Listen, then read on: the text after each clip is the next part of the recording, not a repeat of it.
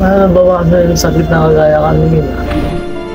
Alam ko marami na lang kailangan sa ito po, nasa ICU ako. Namulat po yung mata ko. Nakita ko po nandito si Bishop sa side dito.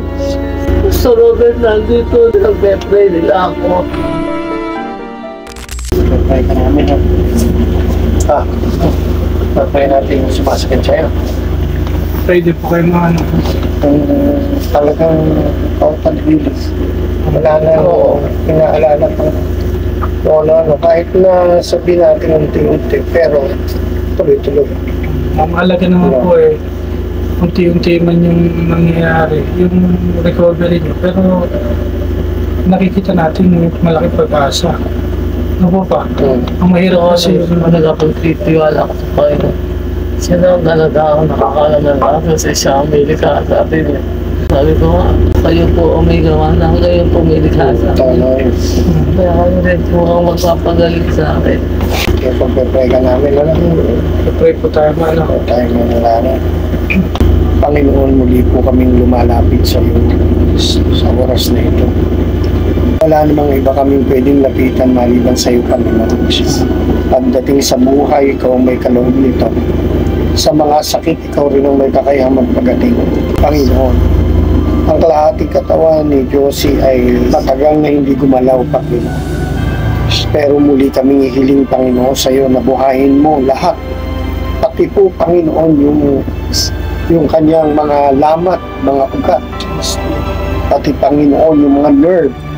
Lahat ng parte ng katawan niya mula sa kanyang ulo hanggang sa kanyang talampakan ay makapanumbalik, Panginoon, ang lakas, makapanumbalik ang panibagong sigla at patuloy mo ibabalik ito at kami, Panginoon, ay sasalubong sa iyo hanggang sa pagbabalik mo. Panginoon, balutan mo ng kapangyarihan, daluyan mo ng kapangyarihan mo ang kanyang katawang pisikal. Panginoon, mula sa kanya pong mga ugat, sa kanyang ulo na pumutok hanggang sa ito'y maghilom at patuloy manumbalik sa dati, Panginoon. Wala pong imposible sa iyo dahil ikaw ang Jehovah Rapha, ang Diyos nagpapagaling sa oras na ito, Panginoon. Sa pangalan at dugo ni Kristo Jesus, kami po ay lumalapit sa iyo. Ano bang sakit o pain na nararamdaman niya, pawiin mo po ngayong oras na ito. At muli, hiningi po namin ang pagbabagong likha ng kanyang katawang pisikal. Panginoon, salamat po. Ikaw lamang ang aming Diyos na pinangahawakan, tinatanganan. Salamat po, Ama. Sa iyo po ang lahat ng papuri sa pangalan ni Kristo Jesus. Amen. Masakit na masakit. Yung Balisa. Pero ito lang ang party nito. So, kung salamin mo. Para bawasan yung sakit na kagaya kanina. Yun. Hindi na siya ganun kasakit po ngayon. Hindi na sobrang sakit na bawasan. Thank you, Lord. Thanks. Thank you, Jesus. Kasi ba, talaga ako magpapagaling sa alam ko marami na lang kailangan. Ayun po, ma. Marami nakasuporta. Maraming salamat po sa mga suporta niyo. Lalo niyo po sa mga prayer. Ito ba mo magsalita? Nananalangin. Pati po kila Bishop po at saka kay Pastor Robert. Ito po, nasa ICU ako.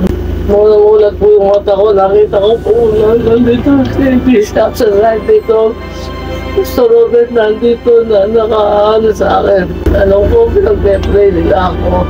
Bishop, maraming salamat po. Gusto na po, na-appreciate ko ang pagdalaw niyo po sa amin doon. Sagalak po yung puso ko. Bugamat po ako sa ganong kalagayan. Harap mong tumakas ang loob ko. Kasama natin si Lord. Maging sa mga kapatid ko po na dumanaw din po dito. Galing pa sa Pampanga. God bless po sa inyo lahat. Mga followers ko, nanghihingi lagi na update po sa inyo na pinapanalangin daw po kayo ng lahat.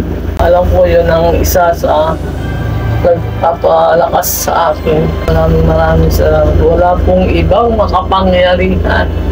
Walang ibang makakikilod na nagagawa ng himala kundi ang Panginoon.